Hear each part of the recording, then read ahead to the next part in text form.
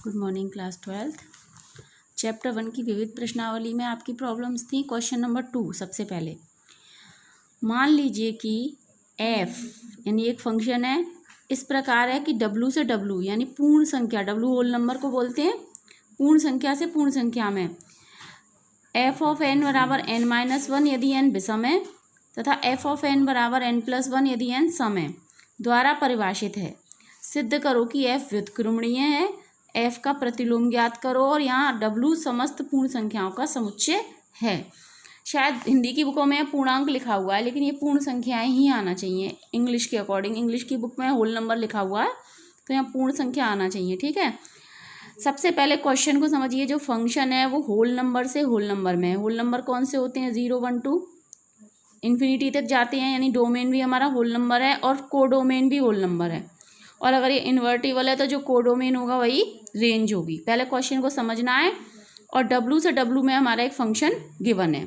अब फंक्शन को डिफाइन करने के लिए फंक्शन की डेफिनेशन इस प्रकार है कि वो सम के लिए फंक्शन की वैल्यू अलग है और विषम के लिए फंक्शन उसकी f ऑफ n की वैल्यू अलग है। तो हम फंक्शन को इस प्रकार लिख सकते हैं, f ऑफ n बराबर n-1 यदि n विषम है, n+1 यदि n सम है द्वारा परिभाषित है फलन, ठीक है। ये क्वेश्चन में अलग अलग लिखा हुआ था, हमने इसको इस तरीके से लिख लिया कि फंक्शन इसकी दो डेफिनेशन है, सम के लिए अलग और विषम के लिए अलग। तो इस तरीके से हमने इसे लिख लिया।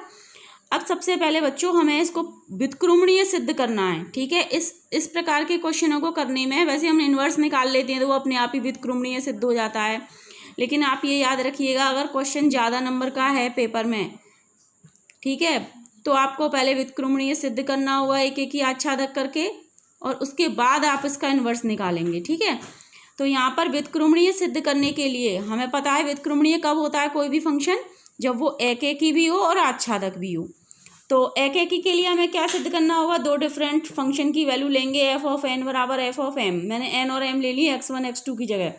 दो वैल्यूज़ के लिए, फंक्शन की दो वैल्यूज़ के लिए n बराबर m होगा, यानी f ऑफ n बराबर f ऑफ m है तो n बराबर m होगा। तो फलन को हम क्या कह सकते हैं कि वो एक एक ही है, ठीक है।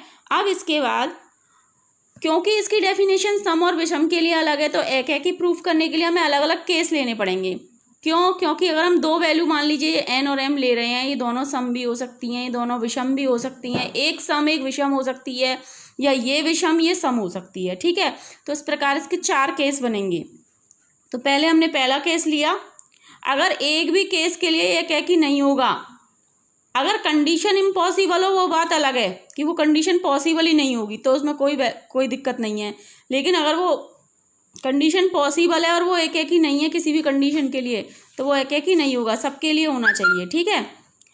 n विषम है तथा m सम हो, n विषम हो और m सम हो, तो पहले हम इस कंडीशन के लिए निकाल रहे हैं। तो f ऑफ n बराबर f of m, f of n बराबर f ऑफ m।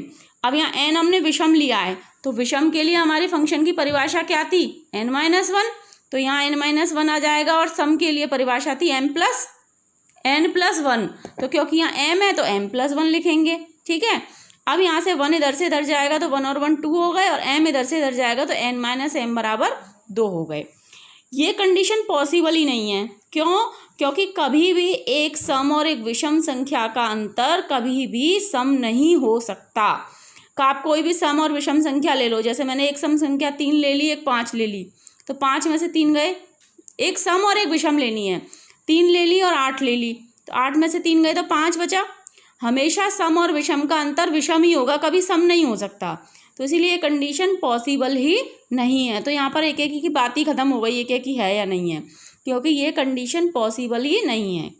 अच्छा, इसी तरीके से अगर n को सम ले लें, m को विषम ले लें। यहाँ हमने n को विषम लिया था और m को सम लिया था, उल्टा कर दिया, n को सम ले लिया और m को विषम ले लिया। तब f ऑफ n बराबर f of m according to definition. अगर n सम है तो n+1 आएगा, m विषम है तो m-1 आएगा। तो यहाँ भी वही कंडीशन आ गई, m-n=2। यह संभव नहीं है। तो ये दोनों केस तो हमारे खत्म हो गए, क्योंकि इनके लिए एक एक ही प्रूफ करने की ज़रूरत ही नहीं पड़ी, क्योंकि ये वाली कंडीशंस पॉसिबल ही नहीं है। अब आता है केस थर्ड। यदि n व m दोनों विषम हो, दोनों ही विषम हो, n भी विषम है और m भी विषम है, तो f ऑफ n बराबर f ऑफ m के लिए विषम के लिए डेफिनेशन के अकॉर्डिंग फंक्शन की n-1 और m के लिए m-1 हो जाएगा। तो यहाँ पर आपका -1 से -1 कैंसिल हो गया और n बराबर m आ जाएगा। ठीक है, ऐसे ही केस 4 n और m दोनों सम हो, दोनों सम होने की कंडीशन में सम वाली जो फंक्शन की गिवन डेफिनेशन है, सम के लिए क्या है, फंक्शन की वैल्यू n+1 आएगी। ठीक है, तो यहाँ पर आ जाएगा n+1 और m वाले में आ जाएगा m+1, 1 से 1 कैंसिल, n बराबर m। अतः केस फर्स्ट और सेकंड तो असंभव है और केस थर्ड और मतलब जो केस संभव है उनके लिए फलन एक ही है, तो इसीलिए ये फलन एक ही, तो फिर प्रूफ हो गया। अब हमें आच्छादक प्रूफ करना है। आच्छादक को प्रूफ करने से पहले बच्चों ध्यान से एक चीज समझ लीजिए। आच्छादक को प्रूफ करने का मतलब क्या था कि जैसे ये हमारा डोमेन है, ये कोडोमेन है, अगर कोडोमेन बराबर रेंज आ गई, यानी कोडोमेन में जितने भी एलिमेंट हैं सबकी प्री इमेज डोमेन में हमारे पास मौजूद है। डोमेन को प्रांत बोलते हैं हिंदी में, हिंदी इंग्लिश दोनों के वर्ड याद रखा करो। ठीक है, अगर कोडोमेन के प्रत्येक अवयव की प्री इमेज डोमेन में है, यानी उसका अस्तित्व है, तो फंक्शन क्या होगा, आच्छादक होगा। ठीक है, तो इसके लिए भी हमें दो केस लेने पड़ेंगे। अब यहाँ पर हम डोमेन, इसके लिए कोडोमेन के लिए प्री इमेज देख रहे हैं, तो कोडोमेन में से मैंने एक एलिमेंट ले लिया f ऑफ n। अब इसके लिए भी हमें सम और विषम देखना होगा, तो हमने मान लिया f ऑफ n विषम है। ठीक है, अब देखिए फंक्शन की डेफिनेशन से अगर n विषम है तो n-1 क्या होगा, सम, क्योंकि मान लो कोई भी विषम संख्या ले लो, 3 ले ली मैंने, तो 3 में से 1 गया तो 2 आया। अगर कोई भी विषम संख्या आए तो उसमें से 1 घटा देंगे तो जो संख्या आएगी वो क्या आएगी, सम आएगी। यदि n की वैल्यू विषम है तो f ऑफ n क्या होगा, सम, और n सम है तो n+1 क्या हो जाएगा, विषम। यानी अगर n सम है तो f ऑफ n विषम होगा, n विषम है तो f ऑफ n सम होगा। ये चीज़ समझ में आ गई आपको। अब देखिए हमने f ऑफ n को क्या लिया, विषम, तो f ऑफ n को विषम लिया तो उसकी परिभाषा के अकॉर्डिंग f ऑफ n में हमने विषम है तो विषम संख्या को हम ऐसे निरूपित कर सकते हैं 2r+1 से। यहाँ हम व्यापक एलिमेंट ले रहे हैं, कोई भी पर्टिकुलर नहीं ले रहे, जैसे कि मैंने 2r+1 ले लिया, तो 2r+1 के लिए कोई, क्योंकि ये विषम है तो इसके लिए हमें सम इमेज चाहिए। प्री इमेज कैसी होनी चाहिए, सम। अवयव 2r प्रांत w में होगा। ठीक है, केस सेकंड n सम है, n f ऑफ n सम है, तो फिर n कैसा होगा, विषम, तो सहप्रांत w में 2r के लिए अवयव 2r+1 प्रांत w में है, क्योंकि प्रांत और सहप्रांत दोनों ही w से डिनोट कर रहे हैं हम। ठीक है, इसीलिए फलन क्या हो गया, आच्छादक। सहप्रांत के प्रत्येक अवयव की प्री इमेज है सहप्रांत बराबर रेंज, क्योंकि सम के लिए विषम आ जाएगी और विषम के लिए सम।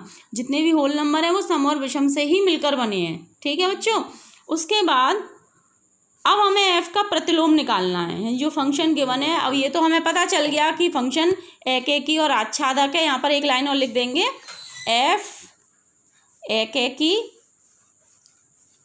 व आच्छादक है,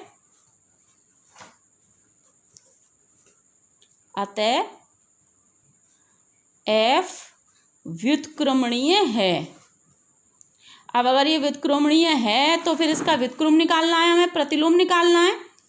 तो प्रतिलोम निकालने के लिए हम क्या करेंगे, हमें कोई फंक्शन g मानना पड़ेगा, और क्योंकि हमारा डोमेन भी w था और कोडोमेन भी w था, तो अब हमें g फंक्शन ऐसे मानना पड़ेगा, इससे कोडोमेन से डोमेन में, मतलब इसका इन्वर्ट ऐसे निकालना है। ये g ये वाला फंक्शन है, इससे इसमें, और f कौन सा था, ये वाला। ठीक है, तो g की वैल्यू निकालेंगे तो g, इसके लिए भी हमें दो केस लेने पड़ेंगे। पहला केस लिया हमने n विषम है, n विषम है क्योंकि हम g की वैल्यू निकालेंगे तो f ऑफ n बराबर y बराबर n-1, तो n बराबर आ गया y+1। केस सेकंड n सम है तो f ऑफ n बराबर y बराबर n+1, तो n बराबर आ गया y-1। ठीक है, तो इस प्रकार हमने इस फंक्शन को अपने डेफिनेशन के अकॉर्डिंग g ऑफ m करके लिखा। तो m+1 आया यदि n m सम है, और m-1 आया यदि m यदि m विषम है। तो आप इसको कंपेयर करके देखिए g से, g को f से कंपेयर करिए, n-1 यदि n विषम है, और यहाँ पर भी m-1 यदि m विषम है। ये दोनों फंक्शन बिल्कुल सेम टू सेम आ गए, g बराबर f। अतः अगर दोनों फंक्शन सेम है तो ये जी ही तो इन्वर्स होगा इसका, तो हम इसको एफ भी लिख सकते हैं। और अगर एफ ही है तो हमें फॉफ ऑफ एन बराबर एन प्रूफ करना है। क्या प्रूफ करना है? फॉफ ऑफ एन बराबर एन, इनफ ऑफ एन बराबर एन प्रूफ करना है। यदि एन सम है तो एफ ऑफ एन, सम के लिए एफ ऑफ एन की डेफिनेशन के अकॉर्डिंग क्या था? N plus one. अब अगर एन ये सम है तो ये विषम हो गया, तो विषम के लिए फंक्शन की डेफिनेशन क्या थी? N minus one. तो एन की जगह क्या लिखेंगे? N plus one minus one is equal to n आ गया। यदि एन विषम है तो एफ ऑफ एन, एन विषम के लिए एफ ऑफ एन की डेफिनेशन के अकॉर्डिंग क्या था? फंक्शन एन माइनस वन, तो F of N minus one. अब अगर एन विषम है तो एन माइनस वन क्या हो गया? सम। तो सम के लिए डेफिनेशन क्या थी? N plus one. एन की जगह क्या लिखेंगे? N minus one plus one. तो इस प्रकार ये भी एन आ गया, तो फॉफ बराबर आई डब्ल्यू आ गया, यानी आइडेंटिटी आ गई। जो वैल्यू इंसर्ट करेंगे वही हमें आउटपुट में मिलेगी। अतः फलन एफ व्युत्क्रमणीय है और एफ का व्युत्क्रम एफ ही है, स्वयं ही अपना व्युत्क्रम है। एफ इनवर्स बराबर एफ। ओके, आई होप आपको समझ में आ गया होगा अच्छे से।